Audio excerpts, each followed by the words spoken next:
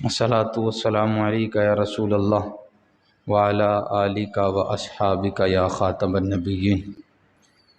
مسلم شریف اور بخاری شریف کی حدیث، جناب رسالت مآب صلی اللہ تعالیٰ علیہ وسلم نے ارشاد فرمایا کہ چاند دیکھنے پر روزہ رکھو اور چاند دیکھنے پر ہی عید کرو، کہ کل چاند کی ویزیبلٹی اور اس کی سینٹی ڈگری جو تھی وہ اس کیفیت کی نہیں تھی کہ چاند ظاہر ہو سکے، اور آج جو چاند کی کنڈیشن ہوگی، سائنسی تحقیق کے مطابق چاند کی عمر کم سے کم 19 گھنٹے ہونا ضروری ہے، جب بھی وہی نظر آ سکے گا۔ کل 29 رمضان چاند کی عمر 10 گھنٹے سے بھی کم تھی، لیکن آج انشاءاللہ العزیز چاند کی عمر تقریباً 34.5 گھنٹے ہوگی۔ اگر آلود معاملات نہ ہوئے تو انشاءاللہ چاند بآسانی نظر آئے گا، جسے رؤیت عامہ کہا جائے گا، یعنی کہ ہر چلنے پھرنے والے بندے کو چاند نظر بآسانی آ جائے گا۔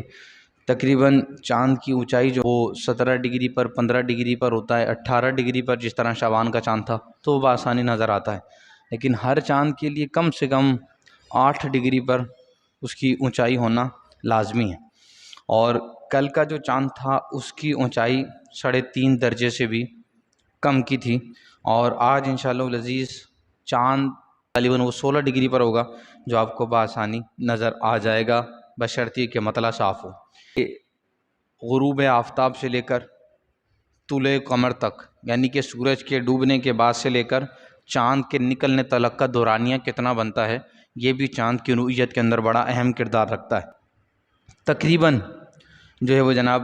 10 درجوں کا فاصلہ ہونا ضروری ہوتا ہے، تو کل کی جو 29 کی شام کا چاند تھا اس کے اندر صرف اور صرف 5 درجوں کا فاصلہ تھا، تو آج انشاءاللہ العزیز چاند کے طلوع ہونے اور سورج کے غروب ہونے میں تقریباً 17 درجوں کا جناب وہ معاملات رہیں گے، تو انشاءاللہ العزیز چاند سائز میں بھی بڑا ہوگا اور بآسانی دیکھا جا سکے گا۔ اگلی چیز یہ کہ سورج کے ڈوبنے کے بعد سے 40 منٹ کے بعد چاند کا غروب ہونا ضروری ہوگا، تو کل کا جو چاند تھا وہ 21 منٹ کے بعد آسمان سے محو ہو گیا تھا، لیکن آج کا چاند انشاءاللہ العزیز پورے 81 منٹ تک رہے گا، جسے آپ انشاءاللہ العزیز اذان عشاء تک مان پر اس کو چمکتا ہوا دیکھیں گے۔ تو آج کا چاند انشاءاللہ العزیز دیکھنے کے اندر کسی بھی قسم کی دقت اور پریشانی نہیں ہوگی، تو چاند کی ویزیبلٹی، اس کی کیپیسٹی اور اس کے علاوہ اس کی جناب جو ڈگری ہے وہ بہت اچھی کنڈیشن میں ہوگی۔ اللہ عز و جل ہمارے لیے آسانیاں پیدا فرمائے، اور سب سے بڑا انعام اور احسان اللہ عز و جل کا یہ کہ اس نے 30 روزوں کی تکمیل کروائی، اور آخری روزہ اس نے جمعے کے دن عطا فرمایا، اور جمعۃ المبارک کا روزہ مل جانا یہ ایک اور گولڈن چانس ملا، کہ عام دنوں کے اندر تو افطار کے وقت 10 لاکھ 70 ہزار لوگوں کو جہنم سے آزاد کیا جاتا ہے، لیکن رمضان کا جمعہ اس کی ایک ساتھ میں اللہ عز و جل لاکھ لوگوں کو جہنم سے آزادی کا معجزہ عطا کرتا ہے۔ تو یہ آخری جمعہ ہے، آخری لمحات ہیں، آخری گھڑیاں ہیں، جتنا ہو سکے اپنا وقت استغفار میں، درود شریف میں اور قرآن کی تلاوت میں گزاریں، تاکہ یہ جاتے ہوئے لمحات ہمارے لیے بلندی درجات کا سبب بنے۔ اگلی چیز کہ لیلۃ الجائزہ، جیسے آج کی رات جو آئے گی اسے لیلۃ الجائزہ کہا جاتا ہے۔ یہ بندے کا اپنا محاسبہ کرنے، اپنے آپ کو ٹٹولنے اور اپنے اندر غور و خوض کرنے کی رات ہے، نہ کہ اس کو بازاروں کی نظر کر دیا جائے۔ اور عمومی طور پر یہ رات امت غفلت میں ہی گزارتی ہے، یہ اللہ کی طرف سے انعام، اکرام،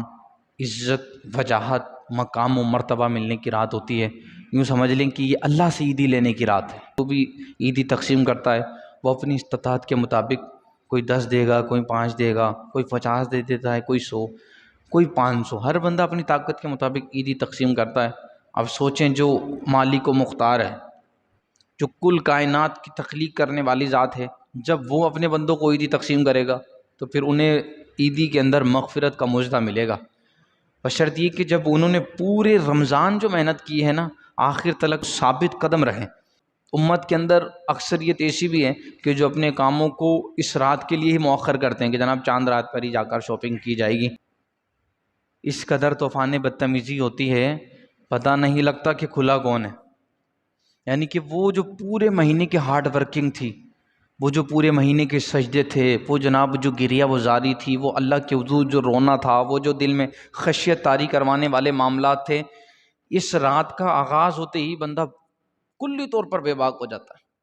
شیطان کو تو اس کرنے کی ضرورت پڑتی ہی نہیں، ہم تو اسے تسلی دے کر بٹھا دیتے ہیں کہ جناب آپ ابھی زنجیروں سے کھول کے آئے ہیں، آپ کو تکلف کرنے کی تو ضرورت ہے ہی نہیں، ہم تو آلریڈی تیار ہیں، آپ کو پریشان ہونے کی ضرورت نہیں۔ یعنی کہ اوباش عیاش قسم کے احباب جن کی سوچ ہی جناب کسی اور پیرائے میں چل رہی ہوتی ہے، وہ جناب ان راتوں میں بازاروں کے اندر جا کر اپنی خواہشات اور اپنے قلب کی تسکین کا سامان کر رہے ہوتے ہیں، معاذ اللہ کہ شیطان سب سے پہلے کھل کر انہی کے پاس جا کے چمٹ گیا۔ سب سے بری جگہ بازار کہا گیا ہے، فرمایا بامر مجبوری اگر کسی کو جانا پڑتا ہے، اس کا بزنس ہے، یہ گھر کے کسی کے سامان کی غرض سے اسے جانا پڑ رہا ہے، فرمایا وہ جائے، لیکن بطور شوق سے اس رات بازار جانا، فرمایا یہ تباہی ہے۔ یعنی کہ وہ جو آپ نے اپنے نفس کو پالش کیا اور اسے گرفت میں لانے کی کوشش کی، چاند دکھتے ہی وہ آپ سے بے قابو ہو جاتا ہے۔ یہ امتحان ہوگا، عیدی لینے کی رات ہے، جائزے کی رات ہے، اپنے محاسبے کی رات ہے کہ آپ نے پیچھے کیا کیا۔ تو لہٰذا اگر اس رات بھی ہم اپنے آپ کو برقرار نہ رکھ سکے تو پیچھے سارے مہینے کی محنت ضائع ہو جائے گی۔ شیطان کو تو پھر ہم نے خوش کر دیا نا۔ یہ جیسے ہی رمضان کا اختتام ہو تو فجر کے اندر بھی ہوں، ظہر کے اندر بھی نظر آئیں، ورنہ شیطان کے لیے تو خوشی پر خوشی ہے کہ ہم نے انہیں رمضان سے پہلے جان چھوڑا تھا، رمضان کے بعد اس سے بھی نیچے کر دیا کہ فجر میں اگر 10 تھے تو ہمیں 9 بھی نظر نہیں آئے، ظہر میں اگر 12 ہوتے تھے تو جناب 8 بھی نظر نہیں آئے گا، جناب یہ تو گھومنے کا موقع ہے۔ اسلام نے سیلیبریشن سے منع نہیں کیا، لیکن سیلیبریشن کے نام پر جو رب کی نافرمانی ہے اس سے اسلام نے منع کیا۔ بے حیا ہو جانا، بے باک ہو جانا، مسجد کا رستہ بھول جانا، یہ وہ نافرمانیاں ہیں جو بندے کو آگے کے لیے پریشانیوں کا باب اس کے لیے کھول دیتی ہیں۔ تو لہٰذا یہ جو آپ کے پورے مہینے کی ہارڈ ورکنگ ہے، اس کو تھوڑا سا برقرار رکھیں اور اپنی اس ڈیوائس کو بند ہونے نہ دیں۔ اس ڈیوائس کا جو آپ نے وائرس ختم کیا ہے پورے رمضان، اب اس میں دوبارہ وائرس آنے نہ دیں۔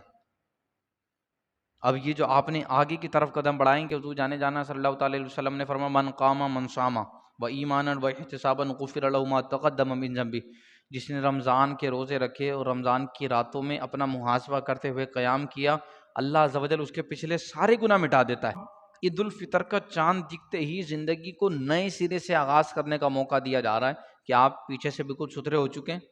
اب آگے نئی زندگی کا آغاز کریں۔ اب ہماری نئی زندگی کا آغاز کس طرح ہو رہا ہے،